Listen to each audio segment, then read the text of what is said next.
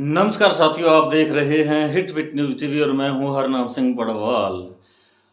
दर्शकों, प्रिय दोस्तों, मेरी तरफ से आप सबको बहुत बहुत धन्यवाद, शुक्रिया। राम राम। आज रामनवमी का जो पर्व है उसकी आपको सबको शुभकामनाएं।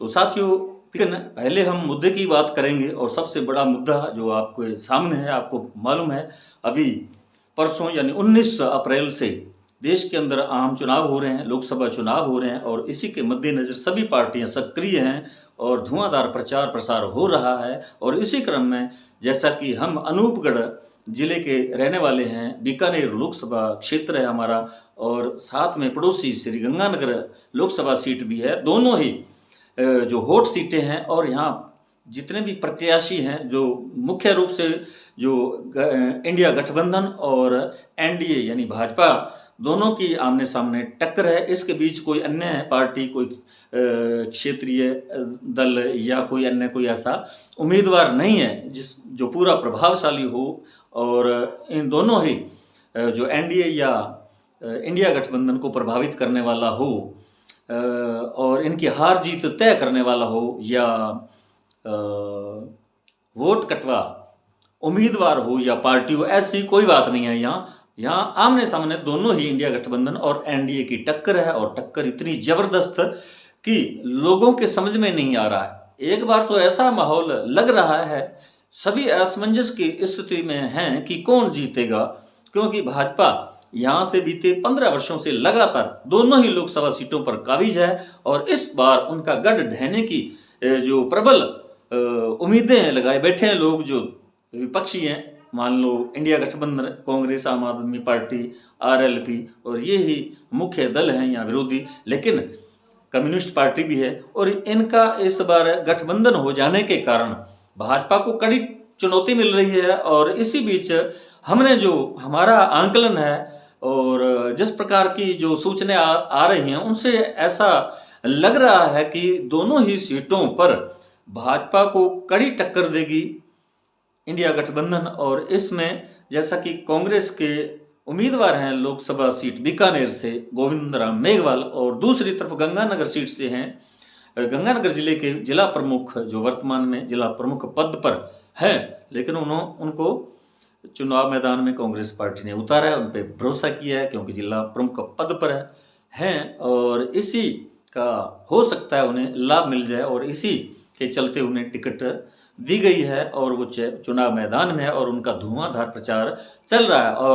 और ये संभावनाएं इस बार जताई जा रही हैं कि कांग्रेस यहाँ से विजयी हो सकती है, विजय श्री कांग्रेस के खाते में आ सकती, क्योंकि यहाँ का जो भी किसान लोग हैं, यानी ये किसान बाहुल्य क्षेत्र है, यहाँ खेती पर ही निर्भर हैं, चाहे वो व्यापारी हों या मजदूर हों और किसान हों और अन्य जो भी दुकानदारी है, या वो सब काम यहाँ की कृषि पर निर्भर करते हैं। और कृषि के संबंध में जिस प्रकार भाजपा की जो विरोधी नीतियां रही हैं, एमएसपी जो 2022 तक डबल होने की एमएसपी पर रेट देने की बात कही गई थी, लेकिन एमएसपी नहीं दी गई और उसके विरुद्ध इन्होंने 3 कृषि बिल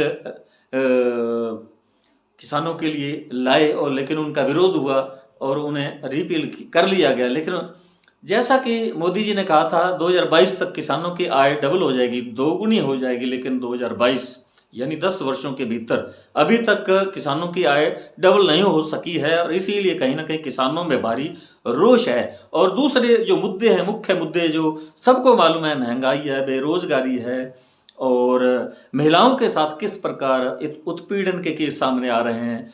और इसलिए जो बेटी बचाओ बेटी पढ़ाओ का नारा प्रधानमंत्री ने दिया था और वो कहीं ना कहीं उसका कोई अता पता नहीं, वो कहाँ गया नारा।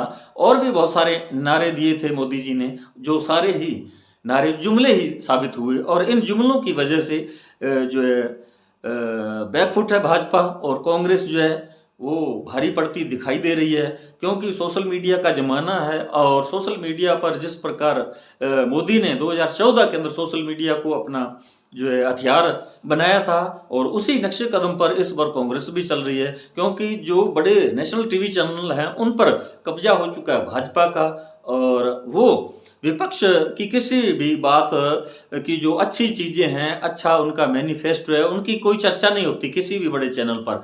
वो केवल मोदी भक्ति में ही वो मोदी जी का ही प्रचार कर रहे हैं और मोदी के एजेंट के रूप में काम कर रहे हैं, इसीलिए उन्हें गोदी मीडिया कहा गया, बिकाऊ मीडिया कहा गया।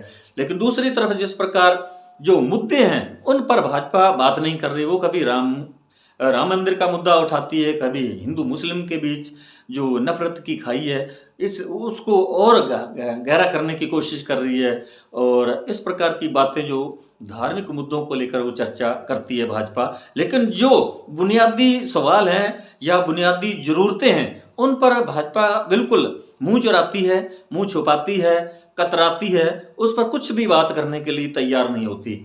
और इसलिए जो सोशल मीडिया पर आम जो क्षेत्रीय जो छोटे मोटे यूट्यूबर हैं, पत्रकार हैं, सोशल मीडिया पर एक्टिव रहते हैं, उन्होंने कहीं ना कहीं जनता को जागरूक किया है। जनता भी समझ चुकी है कि 10 वर्ष का समय बहुत लंबा समय होता है, और मोदी जी को बिल्कुल वक्त दिया गया था प्रधानमंत्री पद पर, वो रहे 10 वर्ष तक, लेकिन उन्होंने केवल भाजपा के लिए बड़े बड़े 5 स्टार होटल जैसे कार्यालय बनाए और अपनी भाजपा पार्टी का ही विस्तार किया। उन्होंने बड़े बड़े उद्योगपतियों का विकास किया, उनको आगे बढ़ाया, और जो गरीब लोग हैं वो अधिक गरीब होते गए। आर्थिक स्थिति जो है वो बिल्कुल जो गरीबों की आर्थिक स्थिति वो और नीचे गिरती चली गई, और जो बड़े थे अमीर लोग थे वो आगे और आगे बढ़ते गए, और जो पिछड़े वर्ग थे, दलित वर्ग थे, उन पर जिस प्रकार के अत्याचार की रोज रोज घटनाएं सामने निकल कर आ रही हैं, तो उनका अब इस आम चुनाव के अंदर स्पष्ट जो उनकी जो बातें हो रही है, चर्चा हो रही है, लोग जागरूक हो चुके हैं, और मोदी जी के जुमलों के बारे में आम तौर पर सोशल मीडिया पर चर्चा होती है। तो इस प्रकार एकदम जो है लोकमत इस बार बदल चुका है, परिवर्तन दिखाई दे रहा है, क्योंकि शाइनिंग इंडिया का भी कभी भाजपा ने नारा लगाया था, और उसका क्या परिणाम सामने आए थे और वो जग जाहिर है, किसी से छुपा नहीं है। और उसी प्रकार अब जो है भाजपा ने नारा दिया अब की बार 400 पार, और दूसरा बड़ा नारा है कि और मोदी गारंटी। अब मोदी की गारंटी बुलेट ट्रेन वाली कहाँ गई? 2 करोड़ रोजगार प्रतिवर्ष युवाओं को देने का वो वादा कहाँ गया? 100 स्मार्ट सिटी बनाने का जो वादा किया गया था वो कहाँ गया? तो ये सारे जुमले ही साबित हुए। महंगाई जो है वो सर चढ़कर बोल रही है, आसमान को छू रही है, लोगों का जीना बड़ी मुश्किल हो चुका है। रसोई जो है, रसोई के अंदर का सामान है, उस पर भी दही दाल जैसी, दही लस्सी दूध, इन पर भी जीएसटी लग गया है। तो ये जो गरीब जो लोग हैं उनके लिए बहुत ही बड़ी मुश्किल से समय गुजर रहा है। और इसी बीच किसान लोग जो हैं उनकी जो मांगे हैं उन पर कोई भी एक भी मांग नहीं पूरी की गई है। और जो किसान लोग हैं, कृषि से जुड़े लोग हैं, मजदूर हों, किसान हों या व्यापारी हों, वो बड़े ही दुखी हो चुके हैं, क्योंकि जो छोटे उद्योग थे वो बिल्कुल ही नष्ट हो चुके हैं।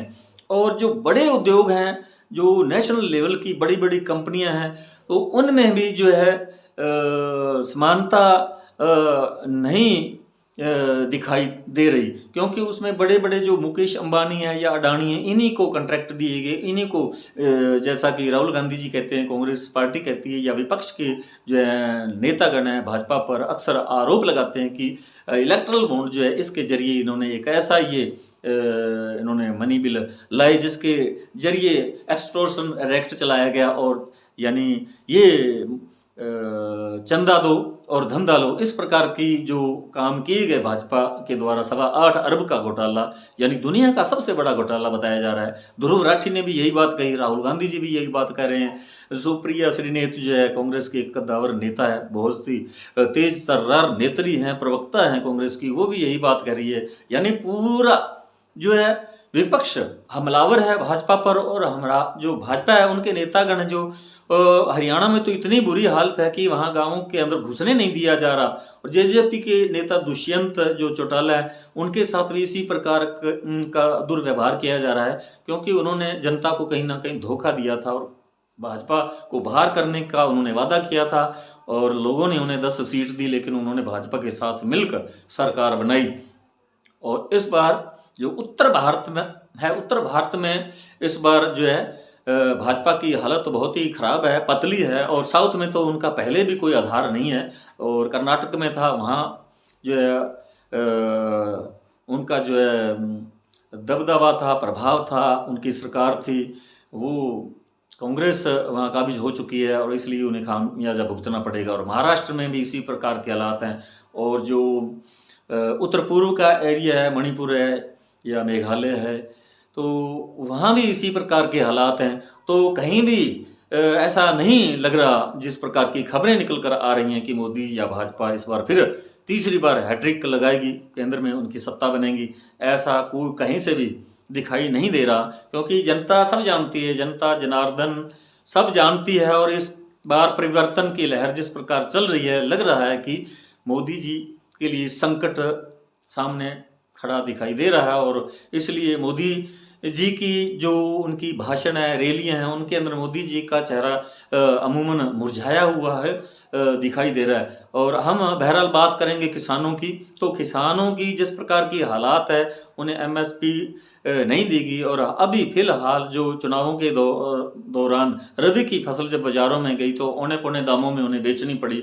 और इसलिए किसान बहुत दुखी हैं, क्योंकि किसानों की तरफ सरकार ने कोई भी अच्छा काम नहीं किया। किसानों के लिए उनके खाद, बीज, पेस्टिसाइड्स और अन्य उर्वरक वगैरह बहुत महंगे हो गए। और उनका जो उत्पादन है, उनका जो अनाज है, ग्रेन्स, वो बिल्कुल सस्ता दामों पर खरीदा गया व्यापारियों द्वारा। तो ये बहुत ही भारी नुकसान उठाना पड़ रहा है किसानों को। और इस बार किसानों ने भी कमर कस ली है और उन्होंने जगह जगह पर ये रैलियां, गोष्ठियां करके सरकार को ये चेता दिया है कि इस बार आपकी खैर नहीं।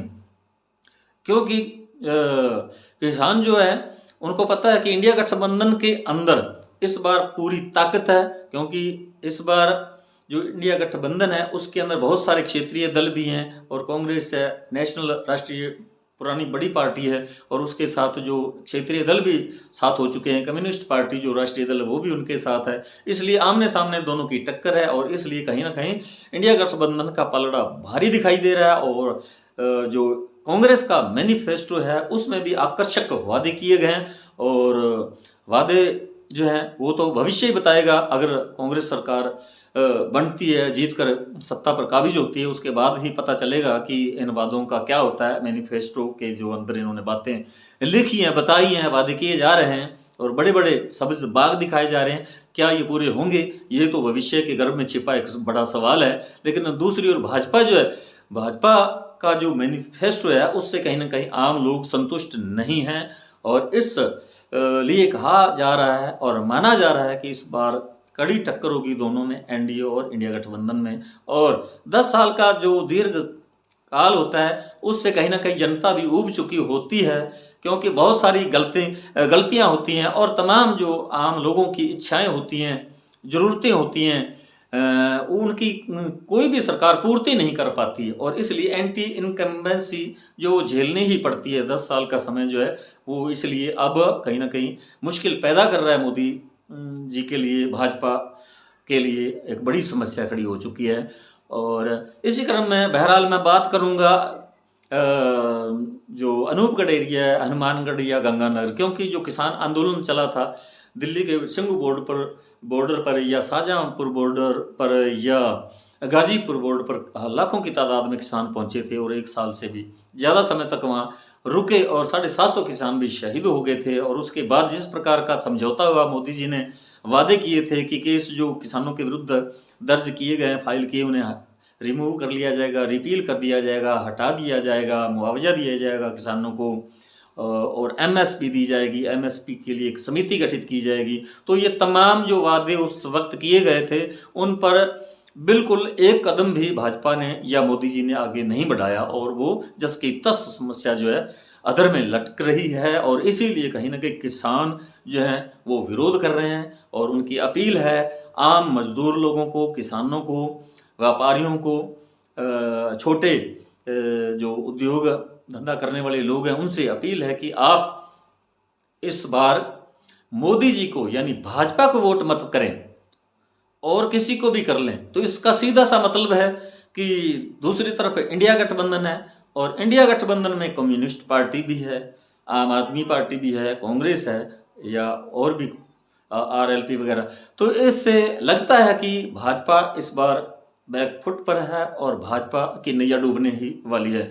और जीकेएस जो गंगानगर, हनुमानगढ़ और अनूपगढ़ क्षेत्र का एक संघ है किसानों का, जीकेएस, तो उन्होंने भी गांव-गांव में जाकर गोष्ठियां की हैं और आम लोगों को जागरूक करने का काम किया है। उनका कहना है कि आप भाजपा के अलावा किसी को भी वोट दें, तो अब और तो कोई है नहीं, इंडिया गठबंधन ही है, भाजपा के अलावा तो दूसरा, तो दोनों के आमने सामने टक्कर है। इसलिए उनका एक अप्रत्यक्ष रूप से लोगों को कहना है कि आप कांग्रेस या आम आदमी पार्टी या दूसरी कम्युनिस्ट पार्टी, इस गठबंधन को वोट करें, मोदी को मत वोट करें। क्योंकि हालांकि उन्होंने किसी का नाम नहीं लिया, उन्होंने सिर्फ और केवल इतना ही कहा है कि आप भाजपा के लिए मतदान मत करें। तो इसलिए ये लग रहा है कि इस बार जनता भी चाहती है कि परिवर्तन होना चाहिए, क्योंकि जो भी बातें की थी मोदी जी ने, बड़े बड़े बातें की थी, वो सारे ही जुमले सिद्ध हुए, जुमले साबित हुए हैं।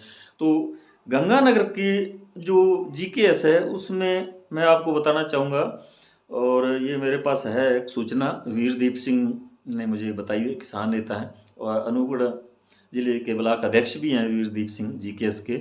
श्री गंगानगर में ग्रामीण किसान मजदूर समिति जीकेएस के प्रदेशाध्यक्ष रणजीत सिंह राजू, प्रदेश महासचिव संतवीर सिंह मोहनपुरा, श्री गंगानगर जिला अध्यक्ष राम कुमार सारन, अनूपगढ़ जिला महासचिव वीरदीप सिंह, गोलूवाला ब्लॉक अध्यक्ष रोशन सिंह सरा, रिटायर्ड फौजी दिलबाग सिंह संधू, सुखवीर सिंह द्वारा प्रेस कॉन्फ्रेंस कर कहा कि इस चुनाव में वोट की चोट करेंगे और भाजपा का विरोध करेंगे।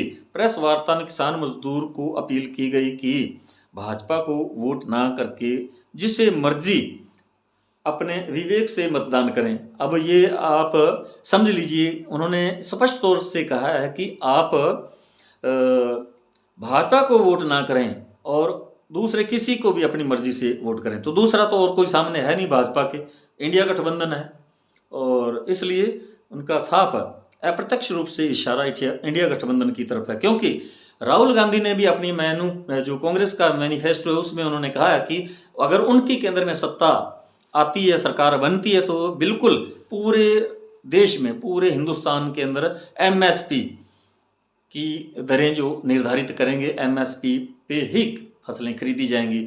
और कितनी खरीदी जाएंगी, कौन कौन सी फसलें खरीदी जाएंगी, ये अभी तक उन्होंने नहीं बताया। उन्होंने केवल ये कहा है कि किसानों की फसलें एमएसपी दामों पर खरीदी जाएंगी और इसके लिए कानून बनाया जाएगा। और इसी विश्वास पर आम किसान लोग जो है वो भले किसी भी पार्टी से जुड़े हों, क्योंकि स्वार्थ तो स्वार्थ ही होता है, और भाजपा के अंदर भी किसान लोग हैं, लेकिन उनका सबसे पहले स्वार्थ होगा और भाजपा या पार्टी वो दूसरे नंबर पर। इसलिए कहीं ना कहीं इस बार भाजपा पूरी तरह से संकट में है। तो आइए आप सुने जीकेएस के लोगों ने जो प्रेस वार्ता की, उन्होंने क्या क्या कहा।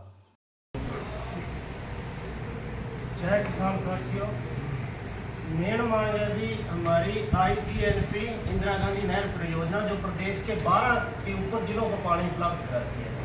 यहाँ से वो शुरू होती है 0 से 20 RTO, इतनी जर्जर स्थिति में यहाँ से बहुत पूरा पानी नहीं ले सकती, लगातार वृद्धि हुई है। लगातार प्रशासन के माध्यम से सरकार से पीछे 10 वर्षों से मांग कर रहे हैं। हर वर्ष टेंडर होता है, नहर का कुछ ना कुछ कार्य होता है, लेकिन 0 से 20 RT का कार्य आज तक नहीं, जिसके कारण 15 से 2000 क्यूसेक पानी हमेशा मेन नहर को कम मिलता है, जिससे छोटी वितरिकाओं से लेकर पूरा टेल का सिस्टम पिटता है और पानी की मात्रा पूरी नहीं होती। दूसरा जो सबसे बड़ा मामला है हमारे क्षेत्र का, अनूपगढ़ जिले का, वो 6A जमीन से जुड़ा हुआ मामला है। जो पहले भैरव सिंह की सरकार ने एक नियम बना था 6A के तहत, प्लांटी के तहत किसानों को जमीन बंटी हुई थी, जमीन मिली थी, जिसपे सुप्रीम कोर्ट में वो मामला चला गया। उसके ऊपर केंद्र सरकार द्वारा हाई पावर एक कमेटी 2 स्टेटों की बनी हुई है, उसकी 28 मीटिंग हो चुकी है, लेकिन अभी तक कोई फैसला नहीं है। दोनों स्टेटों के किसान परेशान है, लोकल के किसान उस जमीन पर काश्त कर रहे हैं, लेकिन उनको आज तक मालिकाना हक नहीं मिला। 1480 वो जमीन आज तक इसी मामले में करनी पड़ी। तीसरा जो सबसे है, किसान कोई भी अपनी उपज बेचता है, सरकार का प्रत्येक मापदंड है उसको जांचने का, और होना भी चाहिए। कोई भी चीज लेगा तो वो असल लेगा, नकल नहीं लेगा। अगर किसान कोई भी चीज बाजार से खरीदता है, चाहे वो खाद है, चाहे बीज है, चाहे पेस्टिसाइड है, उसका कोई मापदंड नहीं है ऑन दी स्पॉट की उसको जांच कर दिया जाए कि ये चीज असल है या नकल। जब वो यूज करता है वो नकल पाई जाती है, उसका बाद में तो प्रावधान है कि कोई जांच हो सकती है, लेकिन तब तक किसान का नुकसान हो चुका होता है। हमारी मांग है कम से कम ऐसी लैब, ऐसा प्रावधान तो हो कि किसान कोई चीज खरीदे। बीज सबसे इम्पोर्टेंट है, पिछली बार लाने का बीज गलती के कारण कितना बड़ा नुकसान किसान को झेलना पड़ा, खाद की वजह से कितना नुकसान होता है, पेस्टिसाइड की वजह से। तो ऐसा कोई प्रावधान कम से कम सरकार से लगातार हमने मांग की है कि ऐसी भी लैब का सील मुख्यालय बन जाए, ऐसा कोई प्रावधान। अब मैं साथी रोशन सिंह सराम मानगढ़ जिला से और डागला के किसान है जी, अपनी बात रखेंगे। 13 महीने किसान सड़कों पर बैठा, उसके बाद मोदी जी ने देश से माफी मांगकर 3 काले कानून वापस लिए, लोकसभा में रद्द हुए, राष्ट्रपति के हस्ताक्षर हुए, लेकिन आज तक उसका नोटिफिकेशन जारी नहीं हुआ। और लखीमपुर खीरी का मसला था, उसके साथ साथ और अन्य मुकदमे थे, प्राणी शोध बिल था, एंसिटी बिल था, उन पर भी सरकार ने अपने पाँव पीछे खींचे। इसके चलते दोबारा किसानों ने आंदोलन करने के विचार किया, पर बहुत बार संदेशा दिया गया, लेकिन बात न सुनने के बाद पुनः किसानों ने आंदोलन का रास्ता पकड़ा।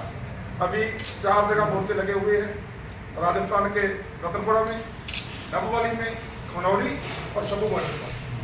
जब हमने आंदोलन की चेतावनी दी, 4 दौर की वार्ता हुई सरकार के साथ, लेकिन सरकार वार्ता करके पतली गली से निकल गई और हमें मजबूर आंदोलन करना पड़ा। आंदोलन है क्या? जो मोदी जी ने वादा किया था हमारे साथ कि मेरे को प्रधानमंत्री बनाइए तो 10-50% के हिसाब से आपको MSP गारंटी दूंगा, किसानों को कर्ज मुक्त करूंगा, किसान खुशहाल होगा, लेकिन उन सबसे मुक्त नहीं।